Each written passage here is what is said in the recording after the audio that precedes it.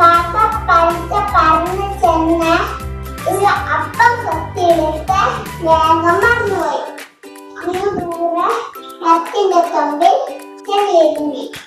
അപ്പൊ അതുവഴി ഒരു കുരുക്കം വന്നു.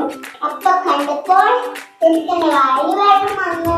എങ്ങനെയെങ്കിലും അപ്പൊ തട്ടിയെടുക്കണം. കുരുക്കനൊരു സൂത്രം തോന്നി. കുരുക്കൻ പറഞ്ഞു, കാക്കേ കാക്കേ, നീ എന്തൊരു സുന്ദരിയാണ്. ഇല്ലപ്പോ കാക്കയ്ക്ക് നാണം. പിന്നെ കുറുക്കൻ പറഞ്ഞു, നിന്റെ പാട്ട് കേൾക്കാൻ അതിലും രസമാണ്.